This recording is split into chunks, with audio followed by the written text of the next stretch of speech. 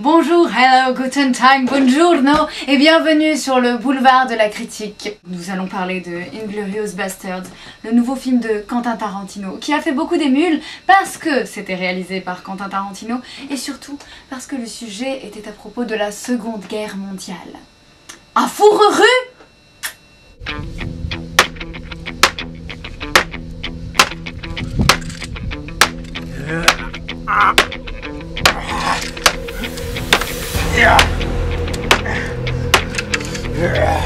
Allez, on va bouffer du nazi. Oui, Ruru! Oh oui! Oui, Ruru! Quentin Tarantino a su s'imposer tout au long de sa filmographie, sous l'arche caractéristique d'un genre qui a la faculté de regrouper en une mixture gourmande les films anciens, les films d'action, les films de gangsters et même les films de série B. Jusqu'à présent, le cinéaste n'avait jamais vraiment dévié de sa trajectoire. Mais aujourd'hui, avec Inglourious Basterds, il délaisse le genre et l'univers auquel on s'était habitué pour s'emparer du film historique. La projection à Cannes a nettement divisé les opinions. Quentin Tarantino s'est-il attaqué à une page d'histoire trop magistrale, trop importante pour son répertoire de films de genre aux allures parodiques? Pour certains, ce dernier long métrage déçoit. Mais pour d'autres, il nous lie davantage de passion avec le cinéaste. Des bobines à la place des yeux, Quentin Tarantino s'inspire de notre réel pour en créer un parallèle, le déformer de manière extravertie. Quentin Tarantino, c'est un petit peu le Dali de notre 7e art. Dali! Non mais attendez, cher Sego, vous pétez les plombs.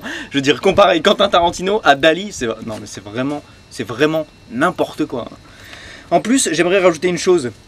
La Seconde Guerre mondiale, Quentin Tarantino en a fait un espèce de truc manichéen avec deux camps, les bons d'un côté, les méchants de l'autre. Vous savez ce qu'on dirait? Ça me fait penser à un espèce de blockbuster américain avec des explosions partout, le final, wouh, feu d'artifice, on y va. Et autour de ce schéma narratif qui est déjà un parti pris assumé, circule une farandole de fantaisie qui s'éloigne de la réalité, certes, mais qui vogue sur une adaptation très libre de cette page d'histoire très douloureuse. Une page d'histoire remaniée par la sauce cutie, je parle de Quentin Tarantino, c'est un peu des cacahuètes pour militaires. Il utilise la Deuxième Guerre mondiale pour satisfaire les gros benets du genre « Ouais, on est les gentils, ouais, on va défoncer du méchant, ouais !» Comme d'habitude, le film est ultra référencé, c'est un hommage au cinéma. Mais cette fois-ci, il est un peu moins élitiste. Oui, ce long métrage me fait davantage penser à un film commercial. De plus, les clichés viennent alimenter le film en mauvaise graisse. C'est quand même dommage. Oui, mais la patte tarantinesque est quand même au rendez-vous. Dialogue haché à couper au couteau, beauté des corps, beauté des femmes, personnages en double situation. Et il faut bien avouer que le talent de Tarantino concernant la découverte et la direction d'acteurs est une fois de plus au rendez-vous.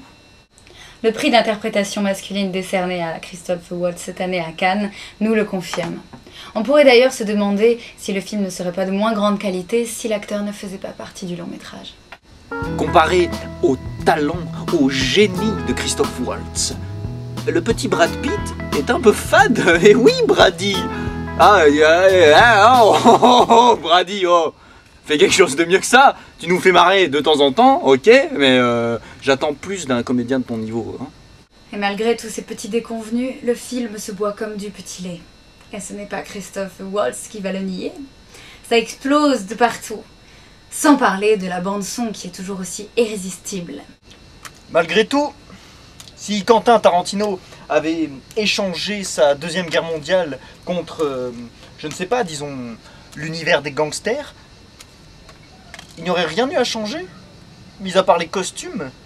Eh oui, le film de Quentin est tout à fait conventionnel. C'est la fin de notre émission, Inglourious Basterds.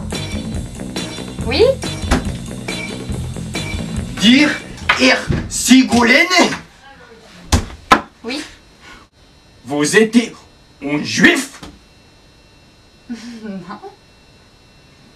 Qu'est-ce que c'est que cette petite insigne? Ah mais ça c'est rien, c'est pour... C'est un juif. Vous êtes un juif.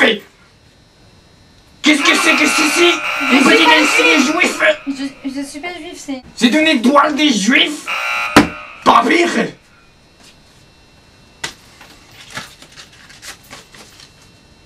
Vous n'étiez pas juif. Ah bah non. Je suis limité à... Drink. Drink some milk. Non. Ah non. Drink. J'ai pas soif, j'ai pas envie de lait. You drink. Drink it. Je suis désolée, l'émission vient de se Drink it, terminer. juice. Non, j'ai pas envie. You drink it. You drink it. You drink it. You drink it. You drink it. You drink it. You drink it.